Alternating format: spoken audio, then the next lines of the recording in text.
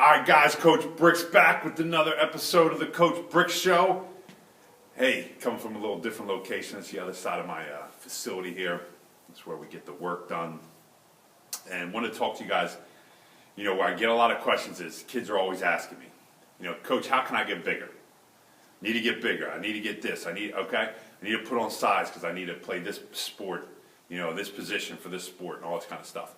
And, there's a lot of things that go into making an athlete bigger. All right, one thing that I really don't control, you don't control, really, I don't think anybody really controls is testosterone. When that testosterone really starts to take off, everybody, it happens at different times and different levels. We can give you an age range. You know what I mean? Some kids I know, hit it real early. I mean, sometimes it's freakish to see some kids that are 12 years old and you see these jacked out kids, muscle bound and all this kind of stuff. And other people take sometimes till their late teens, early 20s. I remember being, just give a little story. I remember being in high school and I was only like 165, 170 when I graduated as a senior, about 6 foot, 6'1". And I really didn't start putting on a lot of the weight until after. Now, I didn't lift. It wasn't, a huge lifting time period where everybody's like, oh man, you got to lift for sports and things like that. I mean, we were just getting into the infancy of a lot of it because I played basketball, soccer and stuff like that. So we didn't do a lot of that stuff. Football always did it, and wrestling. But besides that, a lot of the other sports really didn't do it. So, it's just a different time period. But there are things that you can help. Nutrition's probably number one. You got to eat. You got to fuel the body to be able to add the weight. All right? And I'm not a nutritionist. I'm not really highly skilled in all this nutrition thing, so I'm not going to keep going and give you huge advice on all this kind of stuff. I just know you need to eat more. You got to eat sensible. You got to eat smart when you do it. You got to look for information, not just anything off the internet. One thing I did when I was in college, I needed to put on weight. I played college basketball. It's very fortunate. And I played down low. There were a lot of times I played the 4 position, and I played the 5. Now, I'm always standing at 6 foot. So I went against guys that were sometimes 6'7", 6'8", 6'9". Heck, there was even one time I played against a 7-footer, playing at that center position. I took a beating. And after my sophomore year, which was my first year playing college basketball, I was dead tired. Physically I was drained, just beat up. And especially towards the end of the season, my production started to tail off and stuff like that. I didn't really understand why. But then looking back on it in that all season, there was a huge reason why. I was just physically exhausted, physically broken down. And so I made a conscious effort that following year, hey, listen, I need to put on weight, I need to do it. And so I did something, which I don't always recommend, but it worked for me, was I used to make 4 sandwiches every night before I went to bed. So I would go to bed maybe at 10 o'clock in college. And every 2 hours I set my alarm. So midnight, first alarm would go off, I had the sandwiches right next to me in bed, and I'd eat. Another one at 2 o'clock, another one at 4 o'clock, and then when I woke up at 6 o'clock to get ready for my workout, have my last sandwich, and then had some breakfast with that. Okay? That helped me out. I did that for about 2.5, 3 months, and I put on a good 15, 20 pounds. I felt great, stronger. Now, I worked out too. It wasn't just I ate. I had to work out and do the right kind of things, but it definitely helped me out. Like I said, I tell kids that story all the time, and some of them look at me like I'm nuts. And like I said, I know sleep is very valuable when it comes to growing and stuff, because that's when your body does grow, it rejuvenates itself and gets stronger. So I know sleep is extremely valuable. So I don't always recommend that, but it helped me get to a point of learning that, hey, I need to eat it more. I wasn't eating enough. I thought I was eating enough, but my college years of playing college basketball, 2-hour practice, individual work, stuff like that, running around, doing all that stuff, I was probably burning anywhere on average between 3,500 to 4,000 calories a day, burning that. So I needed to eat more than that just to maintain. I had to eat that much just to maintain it. I'd eat more if I wanted to add on. So I started to eat more, started to eat sensible, a bunch of different things, chicken, a lot of my proteins and things like that. Didn't skip my carbs. Everybody was like, man, back then, I think some of those crazy diets were coming out, don't eat carbs, don't eat this stuff. I ate them. I did it, and it worked out for me. So, you gotta find somebody who knows a lot of that stuff. Another thing, that help put on size when it comes to programs. When it really comes to programs, is one thing I really found was the negatives. All right, the eccentric part of it. All right, I really got into negative lifting back then, where I'd take a bench. Just say I was doing bench press, and I'd bring it down nice and slow. Sometimes a 3 count, a 5 count, sometimes even a 10 count. You know what I mean? And I'd, use some weight, boom, somebody help me bring it up. Or early on, a couple of the early sets, maybe I'd push it up myself. And then I'd overload it. So if I could bench 225, say that was my max, I'd sometimes put on 245, 250, somewhere around there, and I would do the same thing. Nice and slow down, a couple guys on the side, boom, and lift it up. That negative part, that negative workouts, man, did wonders for me. Not only helped me get bigger, but it helped me with my strength. Man, that was a big, big key to my success in college. Now, I wasn't this great college basketball player, but I held my own against guys that were sometimes 6, 7, 8, 9 inches taller than me, only because I was strong enough to hold them off down the low block. The game was different back then. Heck, if I would play now, I'd probably foul out in like 3 minutes. Okay, because you can't do anything down low anymore. You can't put your arm on a person anymore. But back then, you used to be able to play a little more physical. You could be a little more aggressive, and the refs would let you get away with it, especially if you were smaller. Nowadays, it seems like they call you for everything. So definitely times have changed. But that negative part of that workout changed everything for me. And it was funny because, back then, a lot of people weren't always doing it. A lot of it was always like bring it down, more the concentric part of it and all that. But man, it changed. When I started doing that, my buddy really got me involved in it, who I highly, who did a lot for me, really got me into the lifting part of it. And, we used to do a lot of that. We used to do also with our squats, coming down nice and slow, boom, overload it, coming down, you have the safety bars up, boom, stop there, we go pick it back up and do another rep and stuff like that. The deadlifts. All that stuff. We used to put negatives into a lot of different things. Do I recommend doing it every day? No. We do it once, typically like sometimes on a Monday and then again on a Thursday or Friday, sometimes around there we do our negative workouts. But it really changed what I was doing.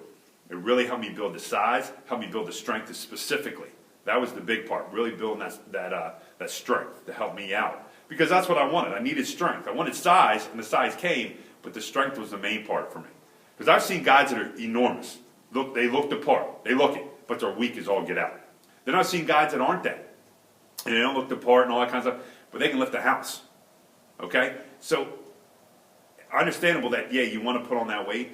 You definitely want to get bigger. I know that's what, college is. If I'm in high school or the pros, they want to see a linebacker, at a certain weight. Want to see a lineman at a certain weight. I get that. All right? But you also need to be strong. So you need to make sure that you're doing both parts, okay? So there are two of the things that I highly recommend that you do. You got to really change your eating. Get with somebody who knows that kind of stuff, all right? Get with somebody who knows that nutritional stuff, how to add the weight on right, all right? Because you could sit there and eat 15 bags of chips and say, yo, I ate a lot of food today. Well, granted, I agree with you, but you got to eat the stuff that you need. I'm not saying that never eat chips. I'm not saying that at all. But you need to find the stuff that's going to help build those muscles. And you got to do your research. There's a lot of misinformation out there. And I highly stress to you young athletes, coaches and stuff that are working with young athletes that want to put this on, get the right information. There's a lot of good people. You guys can contact me. I can put you in touch with some of my colleagues that are good with this stuff. They know the stuff. Okay? This is what they study. This is why they do it. Okay? If you have questions about that. If you're a coach, don't just start recommending, hey, do this, do this, do this, do this, do this, unless you do your own research, okay? And then also, the second part of that was with the eccentric training. That really changed what I was doing. The big misconception, I think, in this field is, well, this many reps builds your endurance. This many reps builds your hypertrophy. And that's your size phase. And this is a part with the strength. Well, I agree to a little bit, by some extent of that. The muscles really don't understand reps. And a good buddy of mine, Coach Taylor from Smarter Team Training, said this one time to me. He goes, how does the body know how many numbers you do? It doesn't. The muscles don't know that. The body doesn't understand that. It understands time under tension. So if it understands the time under tension, then that's what you got to train it to be. That's what's going to change your body. That's what's going to make the difference. Is the time under tension that it's getting stressed out. Okay, so yeah, I agree with you. If I use lighter weights and 15 reps, granted, that might be more of an endurance type thing for the muscles. That's awesome. But you also got to understand that if I use a heavy or moderate, boom, but it's a time under tension. So sometimes what I do with my athletes is we'll do time stuff. All right, guys, I want 30 seconds, all right, of this exercise. It could be laying on ground press. All right, we're going 30 seconds. When I hit, boom, go to the next thing. All right, I want, like I said, the negative part of it, we're doing 10 seconds, slow down, and then boom, powering up. I don't do a lot of concentric, slow up. I just don't do that. I'm just not a huge fan of that. I know some people are. I'm more of a guy, concentric coming down, slow. Sometimes we'll hold the isometric phase here for a couple seconds, 3, 4, 5, 6, 7 seconds. At least a second or two we'll hold it. And then, push it back up. Those kind of things. All right, the time under tension is what's going to build that strength, build that mass. All right? But you also got to remember, you got to feed it. Just because you break it down in the gym, if you don't feed it with the nutrition part and with the rest part, then you're counterproductive. Okay? So you got to remember those things. These all go together. Everything's got to go together. If you're dedicated to put on that weight, okay, then you got to put your time in. You just can't rely on, well, I lift every day. Great. What are you doing though? What are you doing? If you're doing the same routine, I know a kid who did the same routine, okay, for a whole year, not even like 3 months. This is a whole year, and he kept asking me why, and I'm like, man, I keep telling you, it's your routine. You're not changing your routine up. Your body's gotten used to it, so that's why you're not That's why you're not changing it all. Your body adapted to that. It's like too easy anymore, and he just couldn't get through his head. And he said, "Well, I'm on weight. I'm on this." I said, "Granted, I understand." But you're not changing the routine up. You're not changing the rep count up. You're not changing how slow you're bringing it down. You're not changing any of the exercises up. So you got to make sure. You change that up as well. All right. So the key points to putting size on. One thing you really don't control is that testosterone. All right. When that really kicks in, especially for males, when that really boom fires out. Like I said, everybody's different. I wish I could tell you everybody's different. We can give you a general age range of this is when your testosterone is flowing the most. But like I said, everybody can hit it at different points. All right? The second thing is making sure you get the nutrition part with that rest. All right? Sleeping, get enough recovery in there. I mean, you talk about your best bodybuilders and stuff back in the day, the guys that put on a lot of size, they used to take those naps in the afternoon.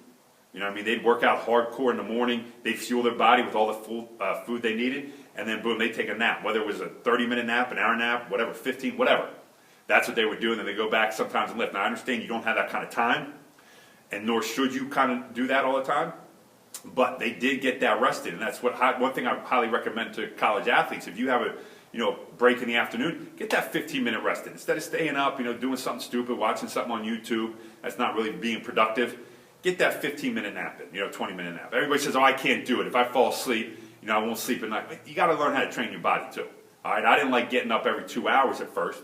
But then I got used to it, and it paid dividends for me, okay? So it's called discipline.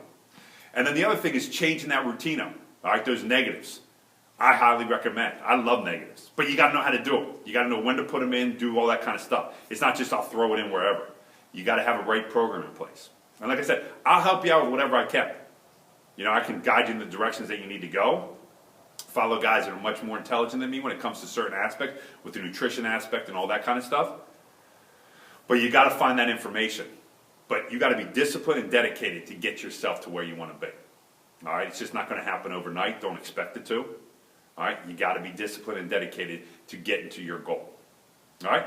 Let me know what you guys think, how I can help you out. These shows are all about you guys because I want to inform you. All right? There's too much bad information out there. There's so much bad information. There's so many bad people out there spreading rumors and spreading crap about stuff that just isn't always true. Okay? Stay strong, stay blessed. Remember, greatness never rests.